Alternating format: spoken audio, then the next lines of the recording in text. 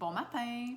Ce matin, j'ai envie de te demander, est-ce que tu fais des demandes à l'univers? Donc, on nous a appris, on nous a enseigné quand on était jeune là, que c'était mal de demander et on est resté pris avec ça un peu. Hein? C'est comme, faut pas trop demander.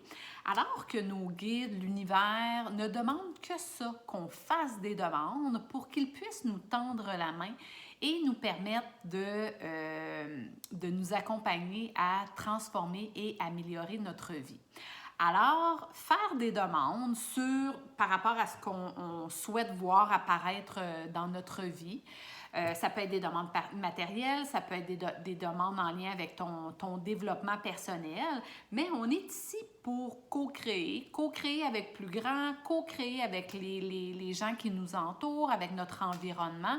Donc, c'est de demander commencer à faire des demandes et à co-créer. Pourquoi on ferait cavalier seul alors qu'on est si bien entouré puis que l'univers demande que ça de nous accompagner à transformer notre vie de façon positive. Puis, une fois qu'on a fait la demande, bien après ça, c'est de se détacher notre regard de la demande comme telle. Parce que moi, ce que j'ai perçu, c'est qu'après ça, l'univers va nous envoyer tout ce qui va nous permettre de guérir, libérer, transmuter, ce qui nous empêche d'accéder à ça. Donc, elle va déposer sur notre chemin des situations, elle va déposer sur notre chemin des événements, des gens qui vont nous permettre de libérer, de guérir et qui vont faciliter qui vont faciliter, qui vont faire en sorte qu'on va accéder à ce à quoi on aspire plus rapidement. Donc, c'est de ne pas avoir d'idée sur la façon dont les choses vont venir à nous. C'est davantage de ralentir, d'être conscient sur ce qui se dépose sur notre chemin, de le vivre.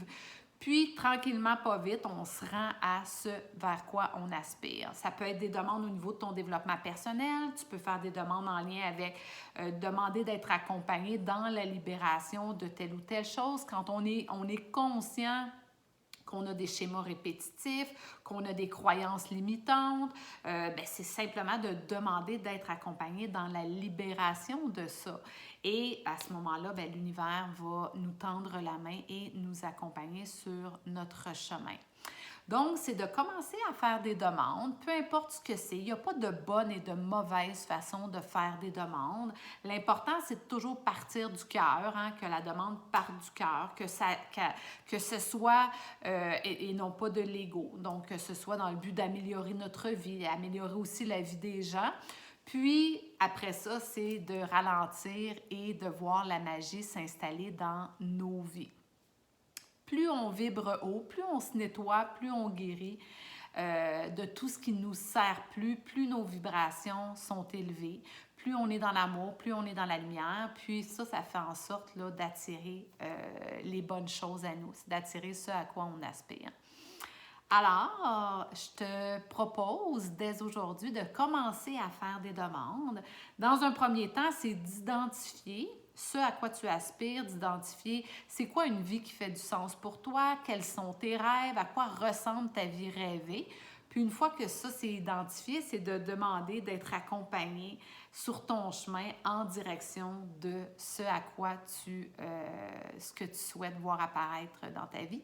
Et tu vas voir, il y a des demandes qui peuvent arriver très vite, il y a des demandes qui peuvent prendre un peu plus de temps parce qu'il y a davantage de travail à faire, mais sois assuré que tu es en tout temps accompagné et en tout temps protégé. Donc, je te propose de commencer à faire des demandes.